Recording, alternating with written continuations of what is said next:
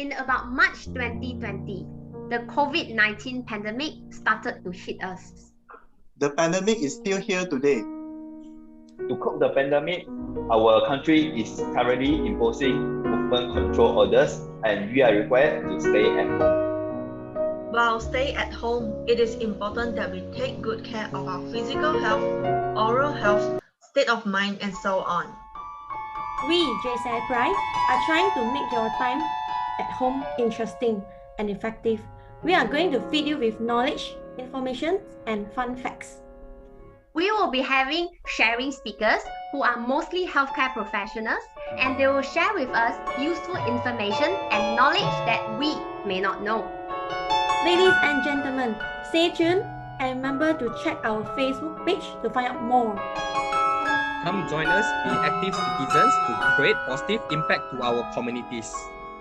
Ladies and gentlemen, see you soon.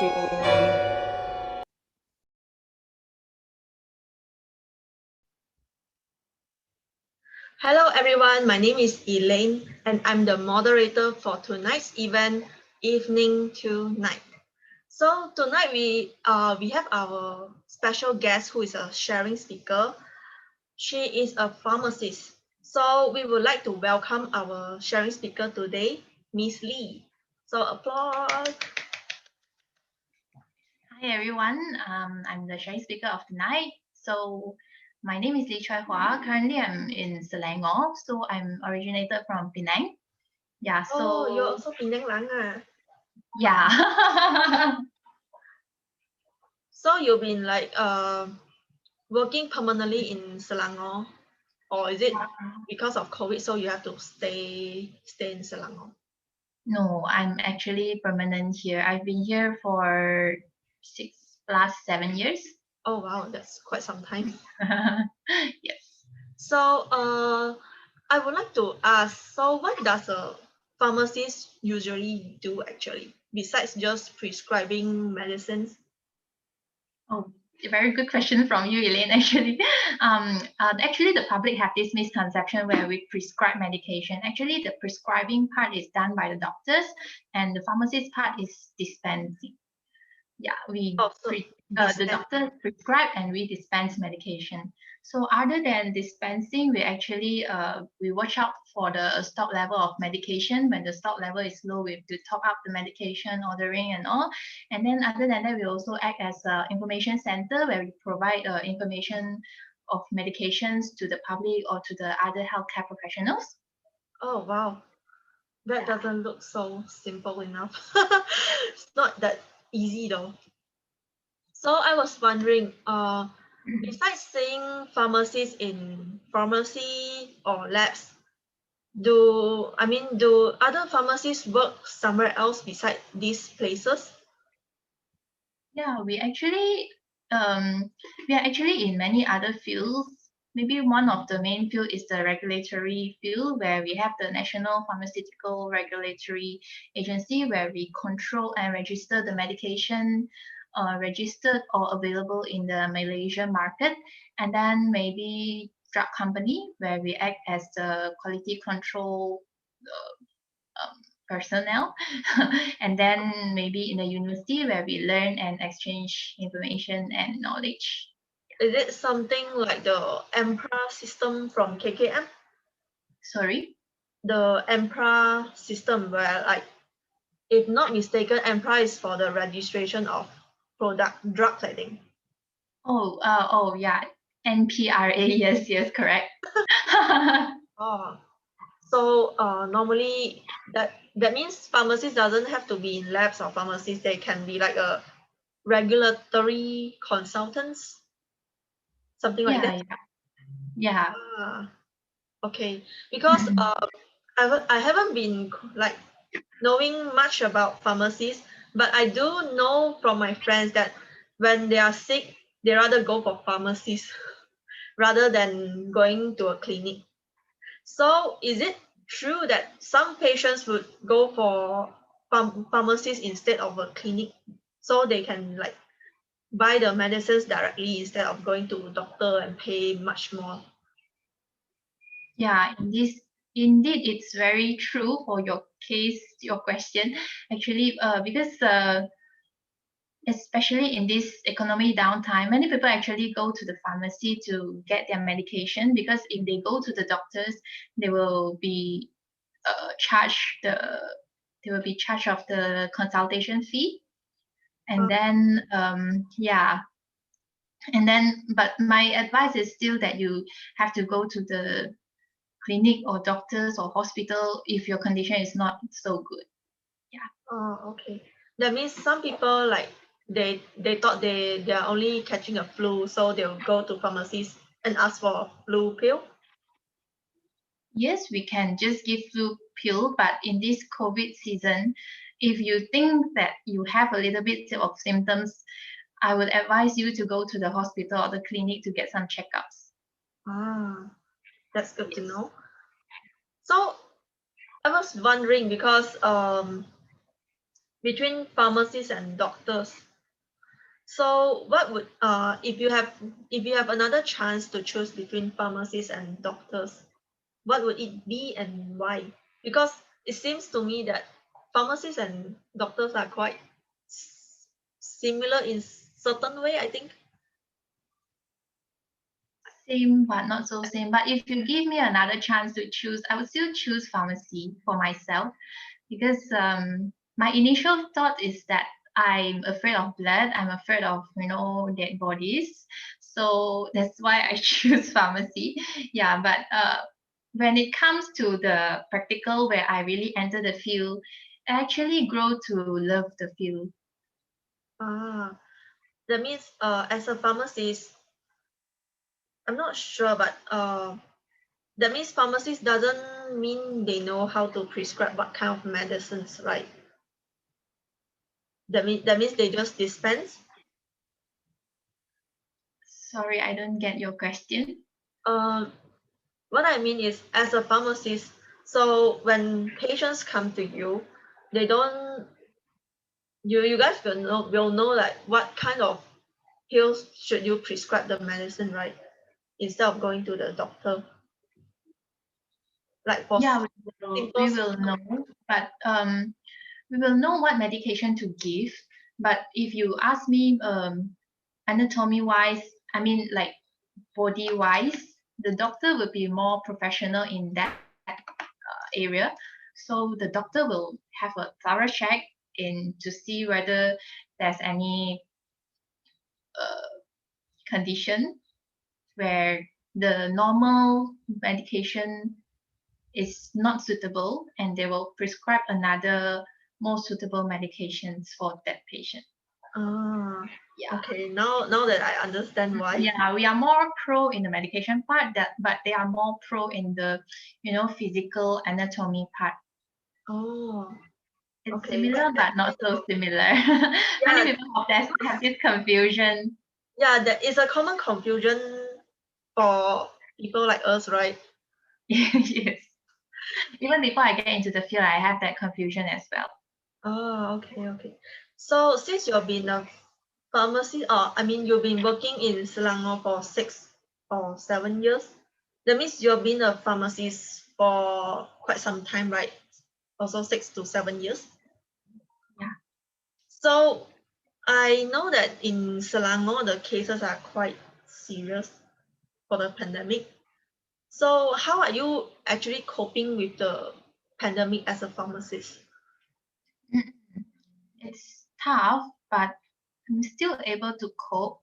But yeah, with the shortage of staffs, where we have to distribute staffs to different workstation and settings, we are a little bit under pressure, but maybe not as much as compared to the doctors, where they really have to go and examine those positive COVID patients. Oh, I see. That means there's still some certain stress because shortage of staff. Yeah. Okay. So how has the pandemic actually affected your work actually? Besides being stressed, like is there any change of the normal routine as a pharmacist or anything else?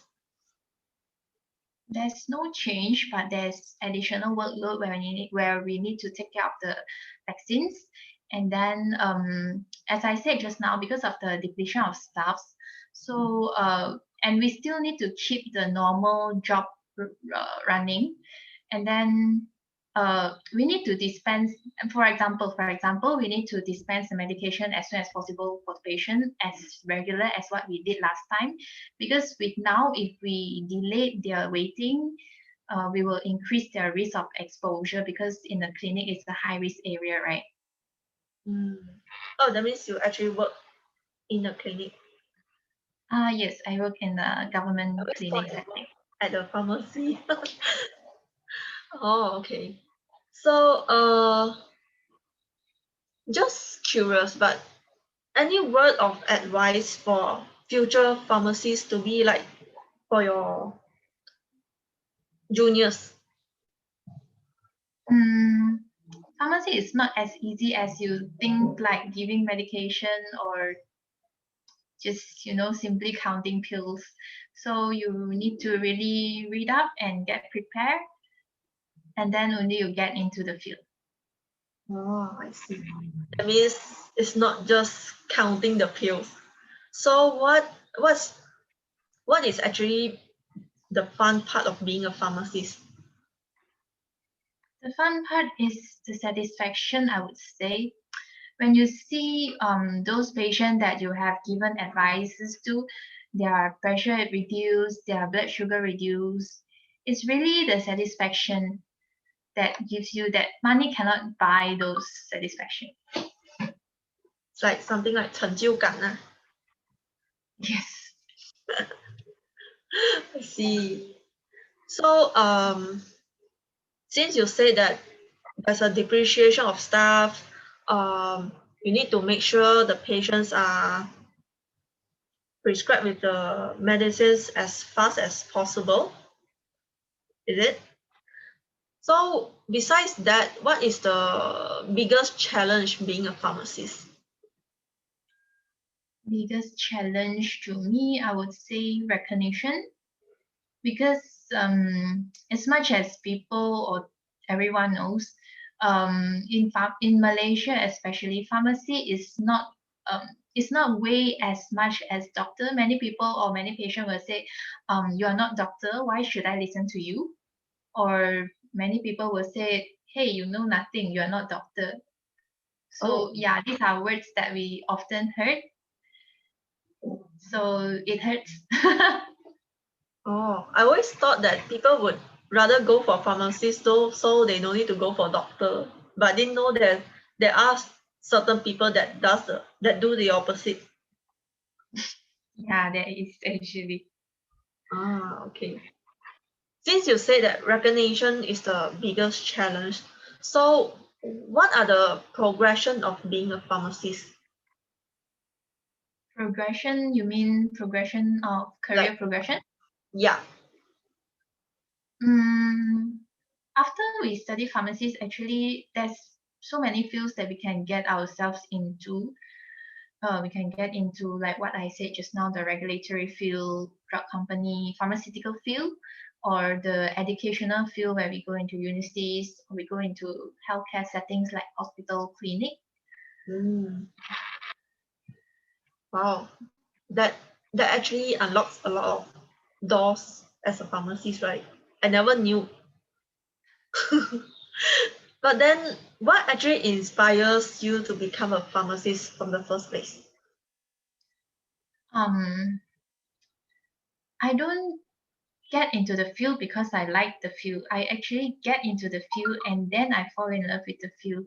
So I don't get inspired to study pharmacy. I actually just listen to my parents and then study pharmacy and finish, and then we go for training as well. And the inspiring part is that when I see my preceptors during training time, I see what they do and how they contribute to the patient care. And they let me see that pharmacy can actually do something or meant something.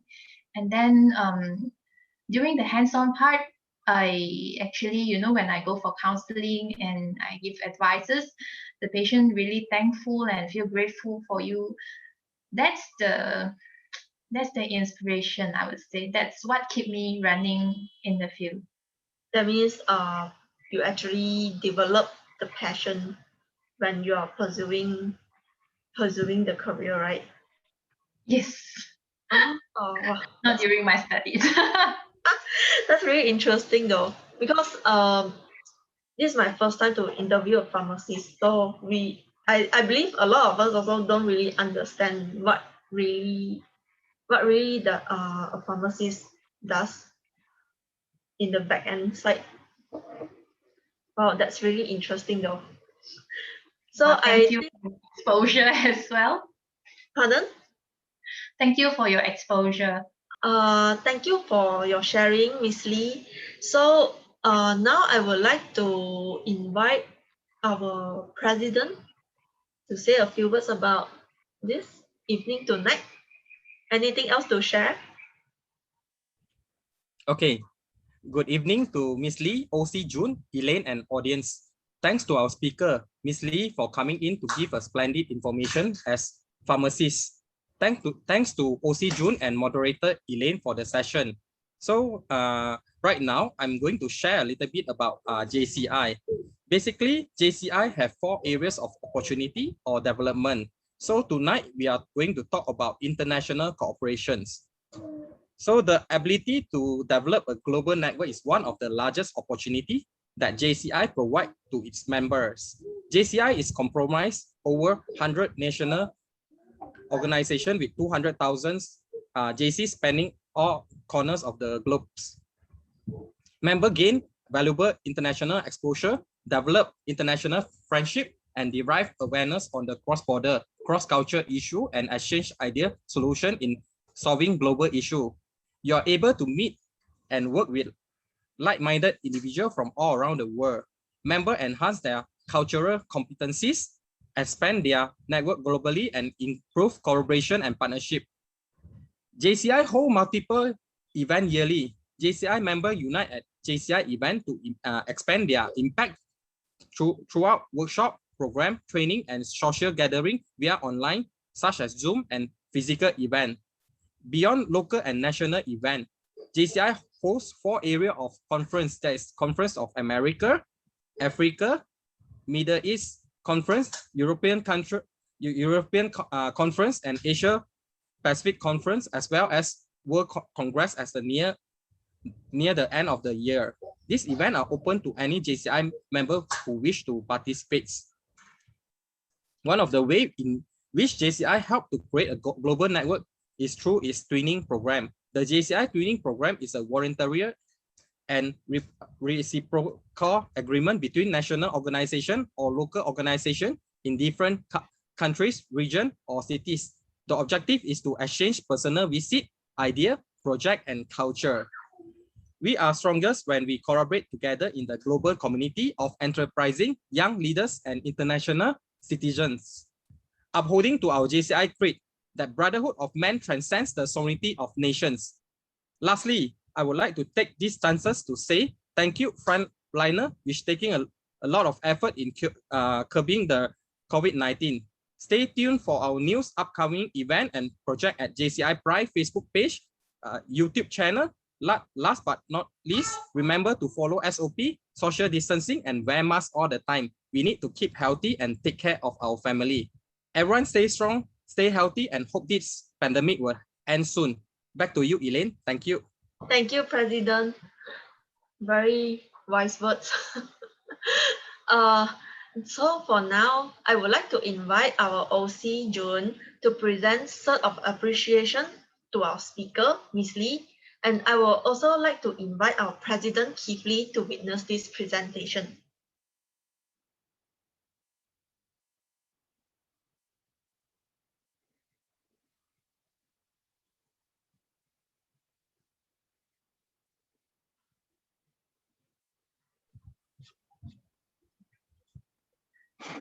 Okay, so as the organizing chairperson of evening tonight, I would now like to present this certificate of appreciation to our speaker, Ms Lee Choy Hua. So let's take a picture together, and this certificate will be sent to you later today. 来，我拍照。来 ，President 看 camera。来，1、2、3。再来一张，我这样啊，我把它放好一点。再来这一张来，1、2、3。OK， 没问题 ，Thank you。 Thank you.